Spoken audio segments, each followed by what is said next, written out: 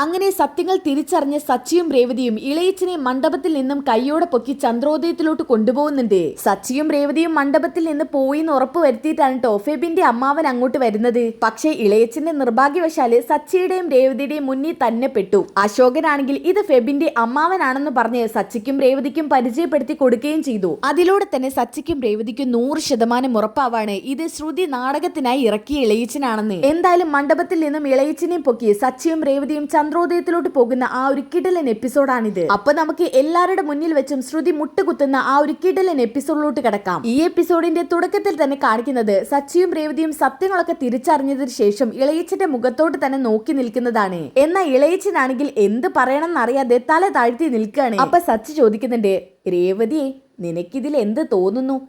സച്ചേട്ടാ, ഇതിലൂടെ ഒരു കാര്യം എനിക്ക് മനസ്സിലായി. ഈ കള്ളം ചെയ്യുന്നവരെ എന്നെങ്കിലും ഒരിക്കൽ പിടിക്കപ്പെടും. ഇപ്പൊ തന്നെ നോക്കിയേ, ഇളയച്ചന്റെ തല പൊന്തുന്നില്ല.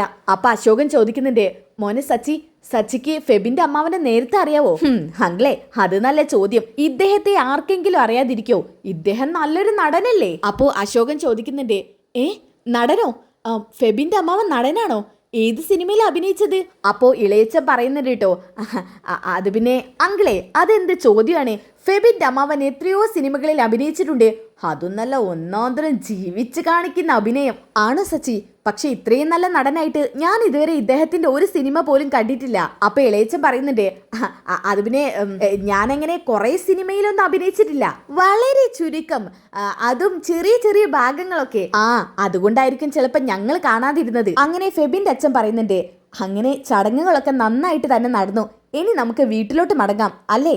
എന്നാ പിന്നെ അങ്ങനെ ആയിക്കോട്ടെ. അങ്ങനെ എല്ലാവരും 4 വഴിക്ക് പോകുന്നുണ്ട് കേട്ടോ. എന്നാ സച്ചിയും രേവതിയാണെന്നുണ്ടെങ്കിൽ ഇളയച്ചനെ തന്നെ നോക്കിക്കൊണ്ട് നിൽക്കാണ്. ഇളയച്ചനാണെങ്കിൽ അവരെ മുന്നിൽ നിന്ന് എങ്ങോട്ട് മാറണം എന്നറിയാതെ ഒരേ നിൽപ്പ് നിൽക്കുന്നുണ്ട്. അങ്ങനെ സച്ചിയും രേവതിയും ഇളയച്ചന്റെ മുന്നിലോട്ട് നടന്നു വരാൻ കേട്ടോ. അങ്ങനെ സച്ചി വിളിക്കുന്നുണ്ട്, ഇളയച്ചോയ്. സച്ചിയേട്ടാ, ഇളയച്ചൻ ഇപ്പം നമ്മളോട് മിണ്ടില്ല, അതെന്റെ കാരണം അറിഞ്ഞൂടെ? അത് പിന്നെ അറിയാതിരിക്കോ രേവതി? ഒരേ സമയം ഇവിടുത്തെ ഫെബിന്റെ മാമനും നമ്മുടെ ഇളയച്ചനുമായിട്ട് അഭിനയിക്കാൻ പറ്റുമോ? അതെന്തായാലും പറ്റില്ല. അപ്പോ ഫെബിന്റെ അമ്മാവൻ പറയുന്നുണ്ട് കേട്ടോ, അല്ല, നിങ്ങള് ഏത് ഇളയച്ചന്റെ കാര്യം പറയുന്നത്? കുറെ നേരം ആയില്ല ഇത് തുടങ്ങിയിട്ട്.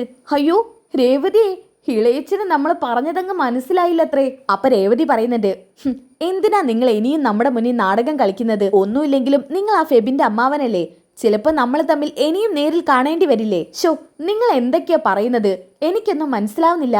നിങ്ങൾ ഏതോ ഇളയച്ചന്റെ കാര്യം പറഞ്ഞു. ഏത് ഇളയച്ചന്റെ കാര്യം നിങ്ങൾ ഈ പറയുന്നത്? അപ്പൊ ഫെബിന്റെ അമ്മാവന് ഇളയച്ചൻ ആരാണെന്ന് നമ്മൾ പറഞ്ഞ് മനസ്സിലാക്കി തരണമായിരിക്കും. സച്ചി, ഞാനൊരു കാര്യം പറയട്ടെ. ഞാൻ നിങ്ങളുടെ ഇളയച്ചനൊന്നുമല്ല. ഇങ്ങനെ ചുമ്മാ ഞാൻ നിങ്ങളുടെ ഇളയച്ചനാണെന്നൊക്കെ പറഞ്ഞാലേ എന്റെ ഭാര്യ തെറ്റിദ്ധരിക്കും. രേവതി, നീ ഇദ്ദേഹം സച്ചിന്ന് വിളിച്ചത് കേട്ടോ? ഞാൻ കേട്ടു സച്ചിയേട്ടാ. അല്ല, ഇപ്പൊ അങ്ങ് പരിചയപ്പെട്ടല്ലേ നമ്മള്, അപ്പോഴത്തേക്കും എന്റെ പേരങ്ങ് മനപ്പാടായോ? അത് പിന്നെ നിങ്ങൾ കള്ളം പറയാനൊന്നും നോക്കണ്ട. നിങ്ങളൊരു 100 കള്ളം പറയുമ്പോഴും അതിൻ്റെ ഇടയ്ക്ക് സത്യം വലിഞ്ഞു കയറി വരും. കാരണം നിങ്ങൾ പറയുന്നത് മുഴുവൻ കള്ളാ. ഇനിയും ഞാൻ നിങ്ങളെ എങ്ങനെ പറഞ്ഞ് മനസ്സിലാക്കുക? ഞങ്ങൾ ഒന്നും പറഞ്ഞ് മനസ്സിലാക്കണ്ട. രേവതി, ഇയാളുടെ ഗ്ലാസ് കണ്ടോ? ഈ റെഡ് ഗ്ലാസ്, ഇത് ഇളയച്ചന്റെ ഗ്ലാസ് അല്ലേ? പിന്നെ ആ മുഖം അതുപോലെ തന്നെ ഫോട്ടോസ്റ്റാറ്റ് എടുത്ത് വെച്ചേക്കുക. അത് തന്നെ ധാരാളമല്ലേ? അതൊക്കെ പോട്ടെ, നിങ്ങളുടെ ഈ സൈഡിലുള്ള മറുക്, അത് നമ്മുടെ ഇളയച്ചനുണ്ട്. മറുകൊക്കെ ഒരുപോലെ വരുമോ? ഇനി നിങ്ങൾക്ക് സംശയം ഉണ്ടെങ്കിലേ ഞാൻ ഫോട്ടോ കാണിച്ചു തരാം. ഇതും പറഞ്ഞുകൊണ്ട് സച്ച് ഫോണിലുള്ള ഇളയച്ചന്റെ ഫോട്ടോ കാണിച്ചു കൊടുക്കുമ്പോൾ അതേ സൈഡിൽ തന്നെയാണ് കേട്ടോ മറുകുള്ളത്.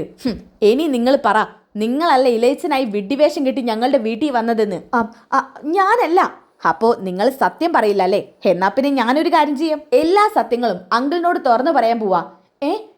ഏതങ്കിളിനോട്? മാളവികയുടെ അച്ഛനോട്. നിങ്ങൾ ജീവിതത്തിലും ഒരു നടനാണെന്നുള്ള സത്യം അദ്ദേഹം കൂടി ഒന്ന് അറിയട്ടെ. അയ്യോ, അത് വേണ്ട, എന്റെ ജീവിതം കുട്ടിച്ചോറാക്കരുത്.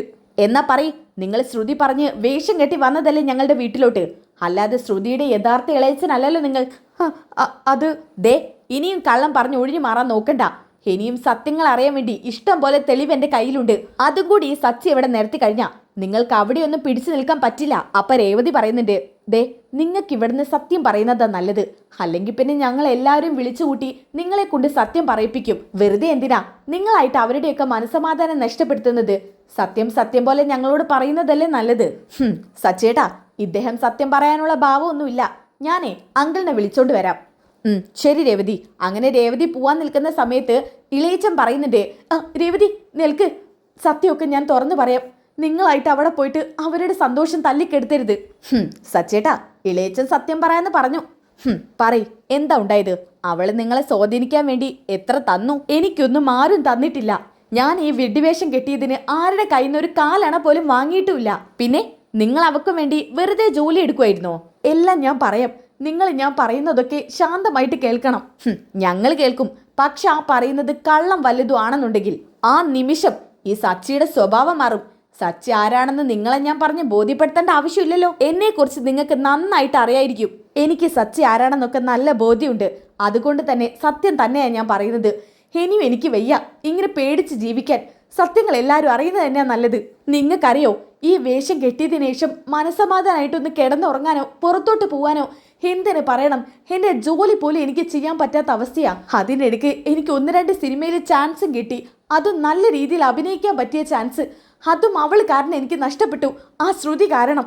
അതൊന്നും ഞാൻ അവളിൽ നിന്നും ഒന്നും പ്രതീക്ഷിച്ചിട്ടല്ല. ഇതിന്റെ പേരും പറഞ്ഞ് അവളിൽ നിന്ന് ഞാൻ കാശ് വാങ്ങിച്ചിട്ടുമില്ല. ഞങ്ങൾക്കൊന്നും മനസ്സിലാവുന്നില്ല. മനസ്സിലാവുന്ന രീതി പറയാം. നിങ്ങൾക്കറിയായിരിക്കും ശ്രുതിയുടെ കൂട്ടുകാരി മീരയെ. ആ, മീരയെ ഞങ്ങൾക്കറിയാം. അവളുടെ കൂട്ടുകാരി. ആ മീരയുടെ പരിചയത്തിലുള്ള ആളാണ് ഞാൻ. ആദ്യം എനിക്ക് മീരയുമായിട്ട് മാത്രമേ പരിചയമുള്ളായിരുന്നു. ഞാൻ ചെറിയ തോതിലൊക്കെ സിനിമയിൽ അഭിനയിക്കുമെന്ന് അവക്കും അറിയായിരുന്നു. ഇടക്കാലത്ത് വെച്ച് അവൾ ശ്രുതി എന്നുള്ളൊരു തലവേദന എന്റെ തലയിൽ കൊണ്ട് കെട്ടിവെച്ചു. എന്ന് വെച്ചാ ശ്രുതിക്ക് വേണ്ടി ഇളയച്ചനായി അഭിനയിക്കാൻ അവൾ എൻ്റെ അടുത്ത് വന്ന് റിക്വസ്റ്റ് ചെയ്തു. ആദ്യം ഞാനതിന് സമ്മതിച്ചില്ല. ഒരു കുടുംബത്തിൽ വന്ന് അവിടെയുള്ളവരൊക്കെ പറ്റിക്കാന്ന് പറയുന്നത് അതെനിക്ക് ചേർന്ന പരിപാടിയല്ല. അങ്ങനെ ഞാൻ സമ്മതിക്കാത്തത് കണ്ടിട്ട് അവർ എൻ്റെ മുന്നിൽ ഒരു നാടകം കളിച്ചു.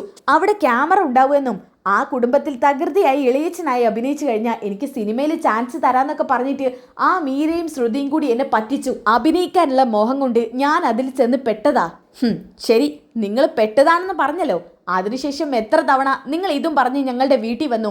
ആ ശ്രുതിയുടെ ഇളയച്ചനാണെന്നും പറഞ്ഞ്. അതൊക്കെ ശരിയാണ്. അതൊക്കെ എൻ്റെ നിവൃത്തിക്കേടുകൊണ്ട് പറ്റിപ്പോയതാ. ആ പെണ്ണ് എൻ്റെ മുന്നിൽ വന്നിട്ട് ആത്മഹത്യാ ഭീഷണിയൊക്കെ നടത്തിയ ഞാൻ എങ്ങനെയാ പിന്നെ വഴങ്ങാതിരിക്കുക? എന്ത് ആത്മഹത്യാ ഭീഷണി നടത്തിയോ? അതെ, അവക്ക് ആ സുധിയുടെ കൂടെ ജീവിക്കണമെന്നും ഈ ജീവിതത്തിൽ ഇനിയും പിടിച്ചു നിൽക്കാൻ പറ്റിയില്ലെങ്കിൽ അവൾ ആത്മഹത്യ ചെയ്യുമെന്നൊക്കെ പറഞ്ഞ് എന്നെ ഭീഷണിപ്പെടുത്തി. അങ്ങനെ ഒരാൾക്ക് പറയുമ്പോൾ ആരുടെ മനസ്സായാലും അലിഞ്ഞു പോവില്ലേ? അത്രയേ ഞാനും ചെയ്തുള്ളൂ. അങ്ങനെ ഈ ഒരു വേഷം കെട്ടിയതുകൊണ്ട് എൻ്റെ അഭിനയം എന്നുള്ള മോഹം ഞാൻ തൽക്കാലം ഒഴിവാക്കി. അതൊക്കെ പോട്ടേന്ന് വെക്കായിരുന്നു. ജീവിക്കാൻ വേണ്ടി ഞാൻ ചെയ്യുന്ന തൊഴിൽ പോലും എനിക്ക് ഭാരമായി മാറിയിരിക്കും. ഇപ്പോൾ എനിക്ക് പേടിയായി ഇപ്പോൾ സച്ചി. ആ സമയത്ത് സച്ചി രേവതിയുടെ മുഖത്തോട്ട് നോക്കുന്നുണ്ട് കേട്ടോ. അപ്പൊ രേവതി പറയുന്നുണ്ട്, സച്ചേട്ടാ, ഇതിന്റെ എല്ലാം കാരണക്കാരി ആ ശ്രുതി തന്നെയാ. അവള് പഠിച്ച കള്ളിയാ. ഈ പാവം അവളുടെ വലയിൽ വീണിരിക്കുക സച്ചേട്ടാ. എന്തായാലും അവള് കൊള്ളാം. ഒരാളെ കൊണ്ട് ഇത്രയൊക്കെ അവള് ചെയ്യിപ്പിച്ചില്ലേ. എന്നാലും രേവതി, അവൾ ഇങ്ങനെ ഫേക്ക് ഇളയച്ചനൊക്കെ കൊണ്ടുവരണം എന്നുണ്ടെങ്കിൽ അവള് പറഞ്ഞ മുഴുവൻ കാര്യങ്ങളും കള്ളമായിരിക്കില്ലേ? എന്താ സംശയം? അതെ സച്ചേട്ടാ, അതെല്ലാം കള്ളമായിരിക്കും. അല്ല, നിങ്ങളപ്പം അന്ന് ഇളയച്ചന് വേഷം കെട്ടി അവസാനമായിട്ട് ഞങ്ങളെ വീട്ടിൽ വന്നില്ലേ? അവളുടെ അച്ഛൻ മരിച്ചെന്നൊക്കെ പറഞ്ഞിട്ട് എന്താ യഥാർത്ഥത്തിൽ ഉണ്ടായത്? അവളുടെ അച്ഛൻ എന്തെങ്കിലും സംഭവിച്ചിട്ടുണ്ടോ? അയ്യോ, എനിക്കൊന്നും അറിഞ്ഞൂടാ. അങ്ങനെ ഒരു അച്ഛൻ മലേഷ്യയിൽ ഉണ്ടോന്ന് പോലും എനിക്ക് അറിഞ്ഞൂടാ. അവൾ എനിക്ക് പറഞ്ഞു തന്ന കാര്യങ്ങളൊക്കെ ഞാൻ അവിടെ അതുപോലെ അഭിനയിക്കുന്നു. അത്ര മാത്രമേ ഉള്ളൂ. ആ കുട്ടിയുടെ അച്ഛൻ ജീവനോടെ ഉണ്ടോ അത് മരിച്ചു പോയിട്ടുണ്ടോ എന്നൊന്നും എനിക്ക് അറിഞ്ഞൂടാ. ഓഹോ, അപ്പം നിങ്ങൾ നല്ല നാടകമാണ് അവിടെ കാഴ്ചവെച്ചത്. എന്തൊക്കെ പറഞ്ഞാലും ഒരു കുടുംബത്തെ മൊത്തത്തിൽ നിങ്ങൾ പറ്റിക്കുമല്ലായിരുന്നു. നിങ്ങൾക്കൊരിക്കൽ പോലും ഒരാളുടെ മരണത്തെക്കുറിച്ച് പറഞ്ഞിട്ട് ഒരു കുറ്റബോധവും തോന്നിയില്ലേ? ഷോ, ഞാൻ പറഞ്ഞില്ലേ സച്ചി, ആ കുട്ടി ഇങ്ങനെ ഓരോന്നും പറഞ്ഞ് എന്നെ ഭീഷണിപ്പെടുത്തുമല്ലേ. ആത്മഹത്യ വരെ പറഞ്ഞ് ഭീഷണിപ്പെടുത്തി കഴിഞ്ഞാൽ ഞാൻ എന്താ ചെയ്യാ? എനിക്കതിനു മുന്നേ വഴങ്ങി കൊടുത്തല്ലേ പറ്റൂ. സച്ചേട്ടാ, ഇദ്ദേഹം ഗതികേടുകൊണ്ട് ചെയ്തതായിരിക്കും. എന്ത് ഗതികേടാണെങ്കിലും ഇയാൾ അങ്ങനെയൊന്നും ചെയ്യാൻ പാടില്ലായിരുന്നു. ഇയാളെല്ലാരും കൂടി ചേർന്ന് കബളിപ്പിച്ചത് എൻ്റെ അച്ഛനെയാ. രേവതി, നിനക്കറിയോ, ആ പാവം ഇത് അറിഞ്ഞു കഴിഞ്ഞാൽ അതിനത് താങ്ങാൻ പറ്റുമോ? താങ്ങാൻ പറ്റണം സച്ചേട്ടാ. ഈ സത്യങ്ങളൊക്കെ എല്ലാവരും അറിയണം. അതെ, എല്ലാവരും അറിയണം. അവളുടെ നാടകം ഇന്നത്തോടു കൂടി പൊളിക്കണം. അപ്പൊ എങ്ങനെയാ, പോവില്ലേ? എങ്ങോട്ട്? എങ്ങോട്ടെന്നോ? ചന്ദ്രോദയത്തിലോട്ട്, ഞങ്ങളുടെ വീട്ടിലോട്ട്. ഞാനോ? ആ, നിങ്ങൾ തന്നെ. നാടകം കളിക്കുമ്പോ 2 രീതിയിലും ചിന്തിച്ചില്ലായിരുന്നോ ഒരിക്കൽ പിടിക്കപ്പെടുമെന്ന്? എപ്പോഴും ഇതുപോലെ കള്ളത്തരം ചെയ്ത് ഒഴിഞ്ഞു മാറാന്ന് കരുതിയോ? സച്ചി, ഇപ്പൊ നല്ലൊരു ദിവസമല്ലേ. നമുക്ക് പിന്നീട് ഇതിനെക്കുറിച്ച് സംസാരിക്കാം. നടക്കില്ല. ഇന്ന് അറിഞ്ഞ സത്യം എല്ലാവരും ഇന്ന് തന്നെ അറിയണം. ഇനി അഥവാ നിങ്ങൾ ഞങ്ങളുടെ മുന്നിൽ നിന്ന് വഴുതി മാറിപ്പോയി കഴിഞ്ഞാൽ പിന്നെ നിങ്ങളെ കാണുന്ന എന്താ ഉറപ്പ്? നിങ്ങൾ എന്റെയും രേവതിയുടെയും കൺവെട്ടത്തിൽ നിന്ന് മറ്റെവിടേക്കെങ്കിലും പോയാലോ? അതുകൊണ്ട് ഞങ്ങൾക്ക് നിങ്ങളെ വിശ്വാസമില്ല. ഞങ്ങൾ വീട്ടിലോട്ട് ഇറങ്ങാൻ നിൽക്കുക. നിങ്ങളും ഞങ്ങളുടെ കൂടെ വന്നേ പറ്റൂ. ആ സമയത്ത് അശോകൻ അങ്ങോട്ട് വരുന്നുണ്ട് കേട്ടോ. അല്ല, നിങ്ങൾ ഇങ്ങനെ സംസാരിച്ചുകൊണ്ടിരിക്കുകയാണോ? ആ ഫെബിന്റെ അമ്മാവനെ ഫെബിന്റെ അച്ഛൻ തിരക്കുന്നുണ്ട്. ആണോ? അളിയൻ തിരക്കുന്നുണ്ടോ? എന്നാ പിന്നെ ഞാൻ അങ്ങോട്ട് അയ്യോ ഞങ്ങൾക്കേ അമ്മാവനോട് ചില കാര്യങ്ങളും കൂടി ചോദിച്ചറിയാനുണ്ട് ഈ അഭിനയത്തെ കുറിച്ചേ. അപ്പോഴാണ് ഫെബിന്റെ അച്ഛൻ അങ്ങോട്ട് വരുന്നത്. ആഹാ, നിങ്ങളുടെ സംസാരം ഇതുവരെ കഴിഞ്ഞില്ലേ? ഞങ്ങളെ അഭിനയത്തെക്കുറിച്ച് ചോദിച്ചറിയായിരുന്നു. ശരി ശരി. സച്ചി, മോളെ രേവതി, ഞങ്ങൾ ഇറങ്ങുവാ. ഇറങ്ങുവാണോ? അതെ, മോളെയും കൊണ്ട് ഞങ്ങൾ പോവാ. അല്ല, അളിയൻ വരുന്നില്ലേ? അളിയൻ വരുന്നില്ല. അളിയനെ ഞാനും രേവതിയും കൂടി അവിടെ വീട്ടിൽ കൊണ്ടാക്കി തരാം. ഓ അങ്ങനെയാണോ? എന്നാ പിന്നെ അങ്ങനെ ആവട്ടെ. അയ്യോ അളിയ, ഞാനും വരുന്നു. എന്താ അളിയ ഇത്? അളിയനോടുള്ള സ്നേഹം കൊണ്ടല്ലേ സച്ചിയും രേവതിയും വിളിച്ചത്. അവരുടെ കൂടെ പതിയെ വീട്ടിലോട്ട് വന്നാ മതി. അളിയ, എന്നാ പിന്നെ ഞങ്ങൾ ഇറങ്ങാൻ കേട്ടോ. അളിയ. അപ്പോ അശോകനെ മുന്നിൽ വെച്ച് സച്ചി പറയുന്നത് കേട്ടോ, രേവതിയെ ഇളയച്ചൻ. അയ്യോ വേണ്ട സച്ചി. ഇളയച്ചനോ? എന്താ സച്ചി നീ പറഞ്ഞത്? അതല്ല, ഇതേ ഇളയച്ചന്റെ കഥാപാത്രം അഭിനയിച്ചിരുന്നു. അത് നല്ല അടിപൊളിയായിരുന്നു. എന്തു നല്ല അഭിനയായിരുന്നു എന്നറിയോ അല്ലേ രേവതി? പിന്നെ ഇളയച്ചനായി ഇദ്ദേഹം നന്നായിട്ട് അഭിനയിച്ചു. എന്തായാലും ഇദ്ദേഹത്തിന്റെ അഭിനയം കേട്ടിട്ട് ഞങ്ങൾക്കൊന്ന് കാണാൻ തോന്നുവാ. എന്തായാലും ഞങ്ങൾ കണ്ടിരിക്കും കേട്ടോ. അപ്പോൾ അശോകനോട് ഫെബിന്റെ അമ്മാവൻ പറയുന്നുണ്ട്, ചെന്ന് കാണണം. അതെന്തായാലും കണ്ടിരിക്കും. എൻ്റെ മോളോട് പറഞ്ഞിട്ടേ ഞങ്ങളെല്ലാം കാണുന്നുണ്ട്. സച്ചി, ഞങ്ങളും അങ്ങ് ഇറങ്ങുവാ. എന്നാ പിന്നെ നിങ്ങൾ പരിചയക്കാരില്ലേ, ഒന്നോ രണ്ടോ ഒക്കെ പറഞ്ഞ് അമ്മാവനെ ഫെബിന്റെ വീട്ടിലോട്ട് ആക്കി കൊടുത്തേക്ക്. ശരി അങ്കിളെ. അപ്പോ ഇളയച്ച നേരെ ചന്ദ്രോദയത്തിലോട്ട് പോയാലോ? അയ്യോ അത് വേണോ? അവിടെ ചെന്ന് കഴിഞ്ഞാൽ എല്ലാരും കൂടി എന്നെ ആക്രമിക്കില്ലേ? ഇളയച്ചൻ ആരും ഒന്നും ചെയ്യില്ല. ഇളയച്ചന്റെ ദേഹത്ത് ഒരു പൂറല് പോലും സംഭവിക്കാൻ ഞാൻ സമ്മതിക്കില്ല. അത് സച്ചിയും രേവതിയും തരുന്ന വാക്കാ. നിങ്ങളിപ്പോൾ ഇങ്ങനെയൊക്കെ പറയും, അവസാനം അവിടെ എത്തിക്കഴിഞ്ഞാൽ ഒന്നും ഉണ്ടാകാൻ പോകുന്നില്ല. ഇളയച്ചന് ഞങ്ങൾ വാക്ക് തന്നിരിക്കാം. സത്യം എല്ലാവരും അറിയണം. അത് മാത്രമേ എനിക്കും രേവതിക്കും ഉള്ളൂ. സത്യങ്ങൾ അറിയാതെ ആ ശ്രുതി എല്ലാവരെയും പറ്റിച്ചോണ്ടിരിക്കുക. എന്തൊക്കെ കാരണങ്ങൾ പറഞ്ഞിട്ടാ ആ ശ്രുതി വീട്ടിലുള്ളവരെ പറ്റിക്കുന്നതെന്ന് നിങ്ങൾക്ക് വല്ലതും അറിയോ? എൻ്റെ അച്ഛനെ കുറിച്ച് നിങ്ങൾക്ക് അറിയുന്നതല്ലേ? സത്യസന്ധമായി ജോലി ചെയ്ത് ജീവിക്കുന്ന ഒരു മനുഷ്യനാ. ആ മനുഷ്യനെ വരെ അവൾ കബളിപ്പിച്ച് നിർത്തിയേക്കുക. അവക്കൊരു പൊട്ടനായ ഭർത്താവുണ്ട്, ഒന്നും അറിയാത്ത ഭർത്താവ്. എന്തായാലും സത്യം എല്ലാവരും അറിയണം, അറിഞ്ഞേ പറ്റൂ. അമ്മാവൻ വന്നേ. ഇനിയിപ്പോൾ ഇളയച്ചനല്ലല്ലോ, അമ്മാവനല്ലേ? വാ അമ്മാവാ. ഇതും പറഞ്ഞോണ്ട് അമ്മാവനെയും കൂട്ടിക്കൊണ്ട് അവര് കാറിൽ ചെന്നിരിക്കാൻ കേട്ടോ. അങ്ങനെ സച്ചി നേരെ കാറ് ചന്ദ്രോദയത്തിലോട്ട് വിടുകയാണ്.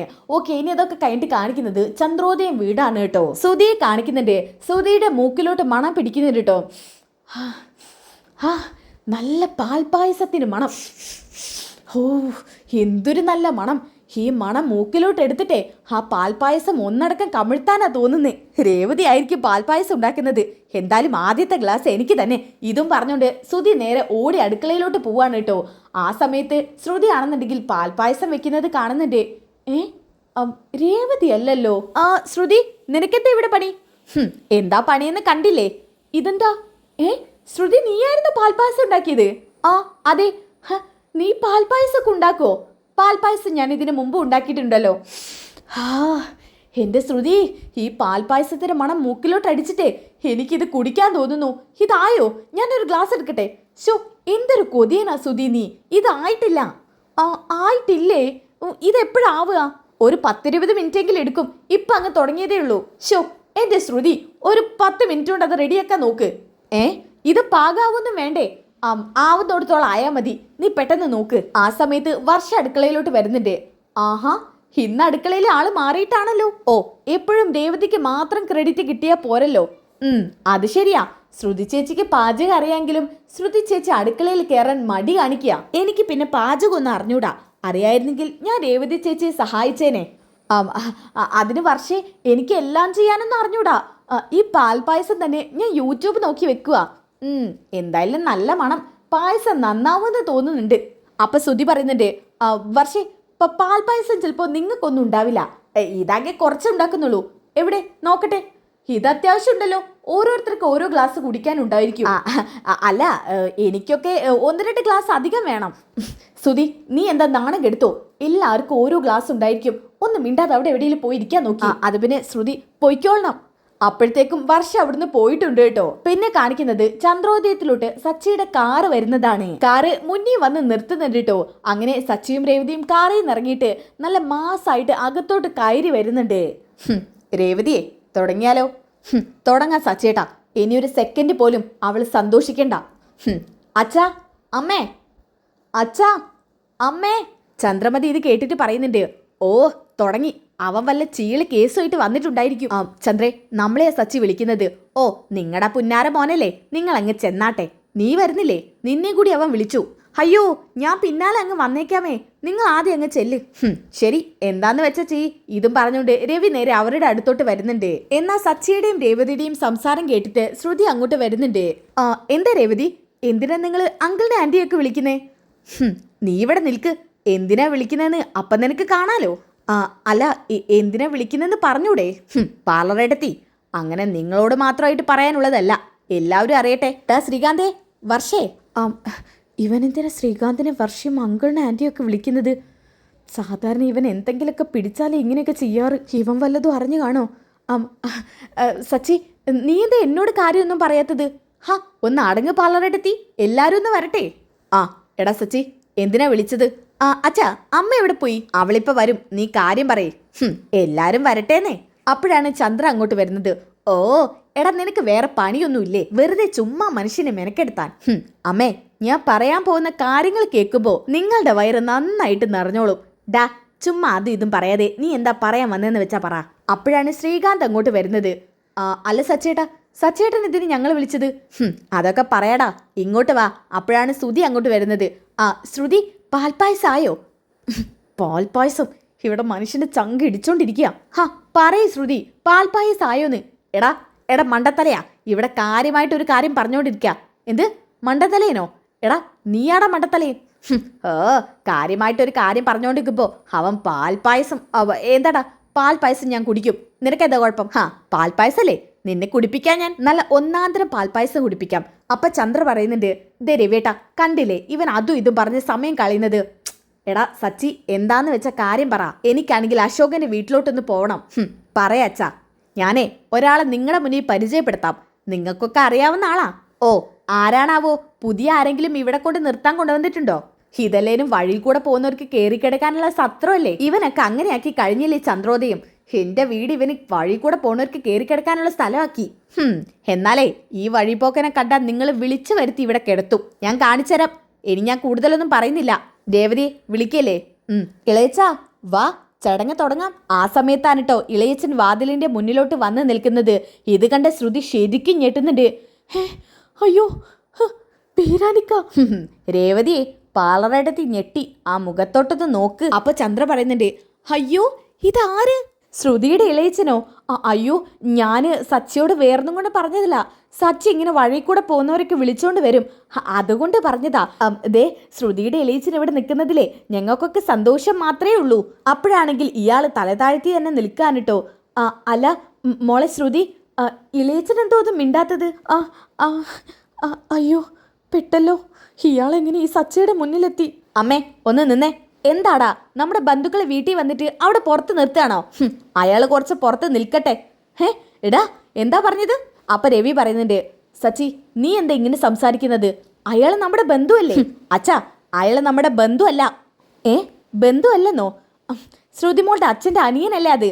എന്നാ അല്ല, ഈ നിൽക്കുന്ന ശ്രുതി എന്ന് പറഞ്ഞ പേരും കളിക്ക് ഇങ്ങനെ ഒരു ഇളയച്ചനില്ല. അപ്പൊ ശ്രുതി പറയുന്നുണ്ട്, എടാ നീ എന്തു പറഞ്ഞു? എന്റെ ഭാര്യയെക്കുറിച്ച് വേണ്ടാത്തത് പറയുന്നോ? ഇതവളുടെ ഇളയച്ചനാ, അവളുടെ ഒരേ ഒരു ഇളയച്ചൻ, അച്ഛൻ്റെ അനിയൻ. എടാ, അവളുടെ അച്ഛൻ മരിച്ചു. അപ്പൊ പിന്നെ ഇനി അച്ഛൻ്റെ സ്ഥാനത്ത് ഈ ഇളയച്ചൻ മാത്രമേ ഉള്ളൂ. എടാ മണ്ട, ഇത് നിന്റെ ഭാര്യയുടെ ഇളയച്ചനല്ല. ദേ വീണ്ടും. എടാ നീയൊന്ന് പറഞ്ഞു നോക്ക്, നിന്റെ കരണത്തിന്റെ കൈ വീഴും. തല്ലടാ, തല്ല്. സത്യം അറിയാതെ ഇങ്ങനെ വായി തലയ്ക്കാനല്ലേ നിന്നെ കൊണ്ട് പറ്റത്തുള്ളൂ. നിന്റെ ഭാര്യ ആരാണെന്നോ എന്താണെന്നോ നീ ഇതുവരെ അന്വേഷിച്ചിട്ടുണ്ടോ? ആ സമയത്ത് ശ്രുതി ഒന്ന് സൈലന്റ് ആവുന്നുണ്ട് കേട്ടോ. നിങ്ങൾക്ക് ഞാനേ ആ നിൽക്കുന്ന മനുഷ്യനെ പരിചയപ്പെടുത്തി തരാം. അമ്മാവാ, ഇങ്ങോട്ട് വന്നേ. അപ്പൊ ചന്ദ്ര ഇങ്ങനെ മനസ്സിൽ കരുതുന്നുണ്ട്, അമ്മാവനോ? ഇത് ശ്രുതിയുടെ ഇളയച്ചനല്ലേ? ഇവനെന്തിനാ ഇയാൾ അമ്മാവെന്ന് വിളിക്കുന്നേ? അപ്പോഴാണെങ്കിൽ ഫെബിന്റെ അമ്മാവൻ അങ്ങോട്ട് വരുന്നുണ്ട് കേട്ടോ. എന്നിട്ട് തല താഴ്ത്തി തന്നെ നിൽക്കാണ്.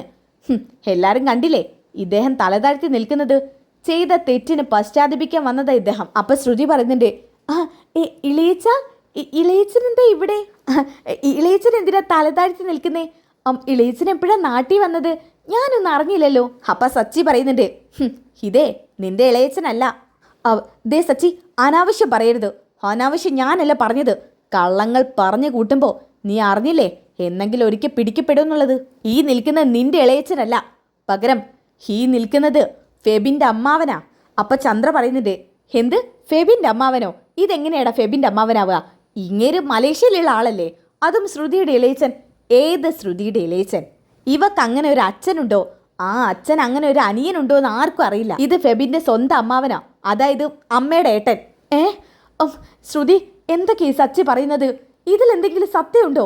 അപ്പൊ പിന്നെ നിന്റെ ഇളയച്ചനോ? അതിലെന്താ സംശയം, ഇദ്ദേഹം തന്നെയാ ശ്രുതിയുടെ ഇളയച്ചനും. എന്തൊക്കെ ഇത് ശ്രുതി? ഇതെന്താ ഇങ്ങനെ? നീ എന്താ നാടകം കളിച്ചതാണോ? ഇത് നിന്റെ ഇളയച്ചനല്ലേ? ആൻറ്റി, ഇയാളെ കണ്ടിട്ട് എൻ്റെ ഇളയച്ചൻ്റെ അതേ മുഖസാദൃശ്യം അല്ല ആൻറ്റി. എന്തോന്ന് അതേ മുഖസാദൃശ്യോ? ദേ, ഇത് നിന്റെ ഇളയച്ചൻ്റെ ഫോട്ടോ കോപ്പി എടുത്തു വെച്ച പോലെ ഉണ്ട്. അപ്പോൾ ശ്രുതി പറയുന്നുണ്ട്, അതെ, അതുപോലെ തന്നെ. ദേ നോക്കി, ആ കണ്ണ്, മൂക്ക്, വാ എല്ലാം ഒരുപോലെ. ഇങ്ങനെയും മനുഷ്യരുണ്ടാവും അമ്മേ. അപ്പൊ സച്ചി പറയുന്നുണ്ട്, ഈ മണ്ടൻ ഇപ്പോഴും കാര്യം പിടികിട്ടിയിട്ടില്ല. അപ്പോ ഇത് കണ്ട ശ്രീകാന്ത് പറയുന്നുണ്ട് കേട്ടോ, സച്ചേട്ടാ ദേ ഇദ്ദേഹം ആ ഇളയച്ചനെ പോലെ തന്നെ ഉണ്ടല്ലോ. അപ്പൊ വർഷ പറയുന്നുണ്ട്, അപ്പോ ശ്രുതി ചേച്ചി നാടകം കളിച്ചതാണെന്നാണോ സച്ചേട്ടൻ പറയുന്നത്? അതെ, ഇവള് നല്ല ഒന്നാന്തരം കേടിയാണെന്ന് ഞാൻ ആദ്യമേ പറഞ്ഞിട്ടില്ലായിരുന്നു. ഇവള് നമ്മളെ എല്ലാവരെയും പറ്റിക്കുമായിരുന്നു. അപ്പൊ രവി പറയുന്നുണ്ട്, മോനെ സച്ചി, എനിക്കൊന്നും മനസ്സിലാവുന്നില്ല, എന്തൊക്കെ ഇവിടെ നടക്കുന്നത്? നീ പറയുന്നു ഇത് ഫെബിന്റെ അമ്മാവനാണെന്ന്, ശ്രുതി പറയുന്നു ഇത് ശ്രുതിയുടെ ഇളയച്ചനാണെന്ന്, ഇപ്പൊ പറയുന്നു മുഖസാദൃശ്യമുള്ള ആളാണെന്ന്. പക്ഷെ ഇതെങ്ങനെ വിശ്വസിക്കാൻ പറ്റും? അച്ഛാ, സത്യം ഞാൻ പറയും പോലെ പറയാം, ഇത് ഫെബിന്റെ സ്വന്തം അമ്മാവൻ തന്നെയാ. പക്ഷേ ഈ നിൽക്കുന്നവളുടെ ഇളയച്ചനല്ലെന്ന് മാത്രം. ഇവള് നിങ്ങളെല്ലാവരും പറ്റിക്കുക. ദേ സച്ചി, വെറുതെ അതും പറഞ്ഞാലുണ്ടല്ലോ. ഞാനല്ല വെറുതെ അതും പറയുന്നത്, നീയാ, നീ മാത്രം. അപ്പൊ രേവതി പറയുന്നുണ്ട്, നിർത്ത ശ്രുതി, ഇനിയും നീ കള്ളമൊന്നും പറയണ്ട. ഈ നിൽക്കുന്നത് ഫെബിന്റെ അമ്മാവനാ, അല്ലാതെ നിന്റെ ഇളയച്ചനല്ല. പക്ഷേ നീ ഇയാളെ കൊണ്ട് അഭിനയിപ്പിച്ചു. ഇയാൾ ഒരു സാധു മനുഷ്യനാ. ഇയാളെ നീ പറ്റിച്ചു. എന്നിട്ട് ആത്മഹത്യാ ഭീഷണിക്ക് മുന്നിൽ നീ ഇയാളെ കൊണ്ട് എല്ലാം ചെയ്യിപ്പിച്ചു. ഇതൊക്കെ കേട്ടിട്ട് ശ്രുതിയാണെങ്കിൽ ആകെ ഞെട്ടി നിൽക്കാൻ കേട്ടോ. ഇനി ശ്രുതിക്ക് ഒന്നും പറയാൻ പറ്റാത്ത അവസ്ഥയിൽ നിൽക്കാണേ. അപ്പൊ ശ്രുതി പറയുന്നുണ്ട്, ദേ രേവതി, നിർത്ത്. ഇദ്ദേഹം ചിലപ്പോൾ അദ്ദേഹത്തിന്റെ മുഖസാദൃശ്യമുള്ള ആരെങ്കിലും ആയിരിക്കും എന്ന് കരുതിയിട്ട് എൻ്റെ ശ്രുതിയെക്കുറിച്ച് ഇങ്ങനെയൊക്കെ പറഞ്ഞാലുണ്ടല്ലോ. അപ്പൊ സച്ചി പറയുന്നുണ്ട്, എടാ മണ്ട, നീ തന്നെ ഇനിയും ഇതുപോലെ വിശ്വസിച്ചിരിക്കത്തുള്ളൂ. ഇയാളുടെ കണ്ണിന് താഴെയുള്ള മറുക് നോക്ക്, ആ മറുക് തന്നെ നിന്റെ ഇളയച്ചന്റെ ഫോട്ടോയിലുണ്ട്. കാണിച്ചു തരാം. ഇതും പറഞ്ഞുകൊണ്ട് സച്ചി ഫോണിലുള്ള മറുക് കാണിച്ചു കൊടുക്കുന്നുണ്ട് കേട്ടോ. ആ സമയത്ത് ചന്ദ്ര പറയുന്നുണ്ട്, അയ്യോ അതെ, അതേ മറുക് തന്നെ. അപ്പൊ എല്ലാവർക്കും ബോധ്യപ്പെട്ടല്ലോ, ഇതേ ഈ നിൽക്കുന്നവരുടെ ഇളയച്ചനല്ല, ഇവൾ അഭിനയിക്കാൻ വേണ്ടി വിളിച്ചു വരുത്തിയ ഇളയച്ചനാ. ഇത് കേട്ടപ്പോ ചന്ദ്രയ്ക്ക് ദേഷ്യം വിടുന്നുണ്ട് കേട്ടോ. എടി, എന്താ ഈ കേൾക്കുന്നത്? പറയടി, നീ എന്താ ഞങ്ങളെല്ലാരും പറ്റിക്കുമായിരുന്നോ? ഇങ്ങനെ ഒരു മനുഷ്യനെ കൊണ്ട് നാടകം കളിപ്പിക്കുമായിരുന്നോ നീ? അത് പിന്നെ പറയടി, സത്യം പറയാൻ. നീ പറയില്ലെങ്കിൽ ഇയാളെ കൊണ്ട് ഞാൻ പറയിപ്പിക്കാം. എടോ സത്യം പറ, നിങ്ങൾ ഇവളുടെ ഇളയച്ചനല്ലേ? പറയാനല്ലടോ പറഞ്ഞത്. അപ്പോൾ സച്ചി പറയുന്നുണ്ട്, അമ്മേ, അയാൾ പറയാനുള്ളതൊക്കെ പറഞ്ഞു, എല്ലാ സത്യങ്ങളും അയാൾ തുറന്നു പറഞ്ഞു. ദേ, ഇനിയും മറ്റുള്ളവരുടെ മുന്നിൽ നാണം കെടണ്ട, സത്യം പോലെ പറഞ്ഞേക്ക് ഇവളുടെ ഇളയച്ചനല്ലെന്ന്. ആ സമയത്ത് അയാൾ പറയുന്നുണ്ട് കേട്ടോ, ഞാൻ ആരുടെ ഇളയച്ചനല്ല. ഇത് കേട്ടപ്പോൾ ചന്ദ്രമതിക്ക് ദേഷ്യം വരുന്നുണ്ട്. അപ്പോൾ നിങ്ങൾ ഇവളുടെ ഇളയച്ചനല്ലേ? അപ്പം നിങ്ങൾ നാടകം കളിക്കുമായിരുന്നോ? അതെ, ഇവക്ക് വേണ്ടി നാടകം കളിച്ചത് ഞാൻ. പിന്നീടെല്ലാം സൈലന്റ് ആയിട്ടാണ് കേട്ടോ കാണിക്കുന്നത്. എല്ലാ കാര്യങ്ങളും തന്നെ അയാൾ എല്ലാവരോടും തുറന്ന് പറയാണ്. ആ സമയത്ത് ശ്രുതിയുടെ മുഖം ഇങ്ങനെ കാണണം, ആകെ പേടിച്ച് വെപ്രാളപ്പെട്ടുകൊണ്ട് നിൽക്കാണ്, തല താഴ്ത്തി നിൽക്കാൻ കേട്ടോ. ഇത് കേട്ട ശ്രുതിക്ക് വിശ്വസിക്കാൻ പോലും പറ്റുന്നില്ല. ശ്രുതി, ഇയാൾ എന്തൊക്കെയാ പറയുന്നത്? ഇതൊക്കെ സത്യമാണോ? ശ്രുതിക്കാണെങ്കിൽ മറുത്തൊന്നും പറയാൻ കഴിയാതെ ശ്രുതി ഇങ്ങനെ തല താഴ്ത്തിക്കൊണ്ട് നിൽക്കുകയാണ്. ശരി, അപ്പം നീ ഞങ്ങളെല്ലാവരും പറ്റിക്കുമായിരുന്നല്ലേ? എന്താടി ഇതിൻ്റെ ഒക്കെ അർത്ഥം? നിനക്ക് അങ്ങനെ ഒരു അച്ഛനപ്പം മലേഷ്യയിലില്ലേ? അപ്പോൾ ഇയാൾ നീ വാടകയ്ക്ക് എടുത്തതായിരുന്നോ? ഷെടി, നിന്നെ ഞാൻ. ഇതും പറഞ്ഞുകൊണ്ട് ചന്ദ്ര തിരിച്ചു മറച്ചൊക്കെ ശ്രുതിയെ തല്ലുന്നിട്ടോ. അയ്യോ ആൻറ്റി, തല്ലല്ല ആൻറ്റി, തല്ലാതെ പിന്നെ ഞാൻ എന്ത് ചെയ്യണടി നിന്നെ? ഇതും പറഞ്ഞുകൊണ്ട് ശ്രുതിയെ മറച്ചു തിരിച്ചൊക്കെ തല്ലുന്നിട്ടോ ചന്ദ്ര. ഇത് കണ്ടുകൊണ്ട് രവി ഒന്നും പറയുന്നില്ല കേട്ടോ. കാരണം രവി ആകെ അന്താളിച്ച് നിൽക്കുകയാണ് ഈ സത്യം കേട്ടിട്ട്. അപ്പോൾ വർഷ പറയുന്നുണ്ട്, ശ്രുതി ചേച്ചി, നിങ്ങൾ എന്താ ഇങ്ങനെ? നിങ്ങൾ നന്നാവില്ലേ? എപ്പോഴെന്താ നിങ്ങൾ ഇങ്ങനെ തന്നെ കള്ളങ്ങൾ ചെയ്തുകൊണ്ടിരിക്കുന്നത്? ഇതൊക്കെ എത്രത്തോളം തെറ്റാണെന്ന് നിങ്ങൾക്കറിയോ? നിങ്ങൾ ചെയ്യുന്ന ഓരോ കള്ളത്തിനും എത്രത്തോളം വില കൊടുക്കേണ്ടി വരും അറിയോ? അപ്പൊ സുധിക്ക് ദേഷ്യം വരുന്നുണ്ട് കേട്ടോ. സുധി അമ്മയോട് പറയുന്നുണ്ട്, അമ്മേ മാറ്, ഞാൻ ചോദിക്കും ഇവളോട്. ശ്രുതി, എന്താ ഇത്? നീ എല്ലാവരുടെ കൂടെ ചേർന്ന് എന്നെയും പൊട്ടനാക്കുമായിരുന്നോ? അത് സുധി, നിർത്ത്. എൻ്റെ ഭാഗത്തുനിന്ന് ഒരു ചെറിയ മിസ്റ്റേക്ക് ഉണ്ടായതിന് നീ എങ്ങനെ പ്രതികരിച്ചവളാണെന്ന് എനിക്കറിയാം. നിന്നോട് ഞാൻ ചോദിക്കുക, ഇയാൾ ഒരു ഡ്യൂപ്ലിക്കേറ്റ് ഇളയച്ചനാണോ? സുധി ഞാൻ പറയുന്നത് ആണോ അല്ലയോ എനിക്കതറിഞ്ഞാൽ മതി. നീ പറയില്ല. അപ്പോൾ ആണല്ലേ?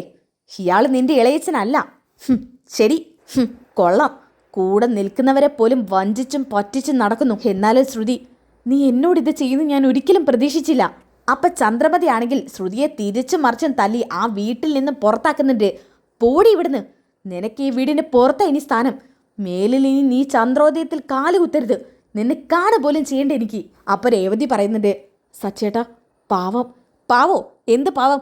അവളെ ചെയ്ത തെറ്റിൻ്റെ ആഴം എന്താണെന്ന് നിനക്ക് അറിഞ്ഞൂടെ? എന്നാലും എന്നാലും ഇല്ല. അവൾ അർഹിക്കുന്ന ശിക്ഷ തന്നെ അമ്മ കൊടുക്കുന്നത്. പോട്ടവളെ എങ്ങോട്ടെങ്കിലും. അങ്ങനെ ചന്ദ്രമതി ആണെന്നുണ്ടെങ്കിൽ അവളെ അടിച്ച് പുറത്താക്കാനിട്ടോ.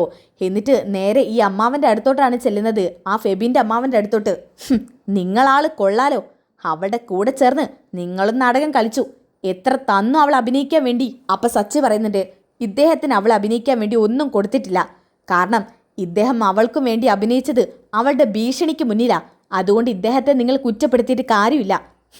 എപ്പോഴും പണത്തോട് മാത്രം ആർത്തി പിടിച്ചെടുക്കുന്ന നിങ്ങൾക്ക് ഇതുപോലൊരു മരുമകളെ കിട്ടിയതിൽ അത്ര അത്ഭുതമൊന്നുമില്ല. ഇനിയെങ്കിലും മനസ്സിലാക്ക്, പണത്തിലല്ല കാര്യം, മനുഷ്യരുടെ സ്നേഹബന്ധത്തിലാണെന്ന്. ആ സമയത്ത് ചന്ദ്രമതിക്ക് ദേഷ്യം വരാനിട്ടോ. അപ്പോൾ രവി പറയുന്നുണ്ട്, പെട്ടെന്ന് തന്നെ രവിക്ക് നെഞ്ചിൽ നിന്നും വേദന വരാനിട്ടോ. മോനെ മോനെ, അച്ഛാ അച്ഛാ, എന്താ പറ്റിയത് അച്ഛാ? അച്ഛാ അച്ഛാ, എന്താ അച്ഛാ പറ്റിയത്? അങ്ങനെ എല്ലാവരും കൂടി ചേർന്ന് രവിയെ ഹോസ്പിറ്റലിൽ എത്തിക്കാൻ നിൽക്കുകയാണ്. അതിനിടയ്ക്ക് സച്ചി ശ്രുതിയോട് പറയുന്നുണ്ട്, ദേ എൻ്റെ അച്ഛനെന്തെങ്കിലും പറ്റിയോ വെച്ചേക്കത്തില്ല ഞാൻ നിന്നെ. ഇതും പറഞ്ഞുകൊണ്ട് സച്ചി രവിയെയും കൂട്ടിയിട്ട് ഹോസ്പിറ്റലിലോട്ട് പോവാണ്. കൂട്ടത്തിൽ എല്ലാവരും പോകുന്നുണ്ട് കേട്ടോ. ശ്രുതി പോവാൻ നിൽക്കുന്ന സമയത്ത് ശ്രുതിയുടെ കൈ പിടിക്കുന്നുണ്ട്. ശ്രുതി വിടടി എന്നെ. ഇനി മേലിൽ നീ എന്നെ അങ്ങനെ വിളിക്കരുത്. എൻ്റെ അച്ഛൻ എന്തെങ്കിലും സംഭവിച്ചാ ബാക്കി അപ്പം കാണാം.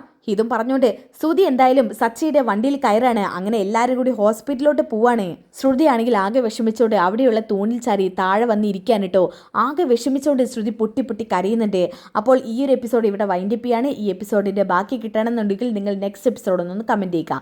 നെക്സ്റ്റ് എപ്പിസോഡൊന്നൊന്ന് കമൻറ്റ് ചെയ്താൽ അടുത്ത എപ്പിസോഡ് ഉടനടി അപ്ലോഡ് ചെയ്യുന്നതായിരിക്കും. അപ്പോൾ ഈ വീഡിയോ ഇഷ്ടപ്പെട്ടാൽ ലൈക്ക് ചെയ്യാനും സബ്സ്ക്രൈബ് ചെയ്യാനും കമൻറ്റ് ചെയ്യാനും മറക്കണ്ട. അപ്പോൾ അടുത്ത വീഡിയോയിൽ കാണുന്നവരേക്കും എല്ലാവർക്കും ബൈ ഗൈസ്.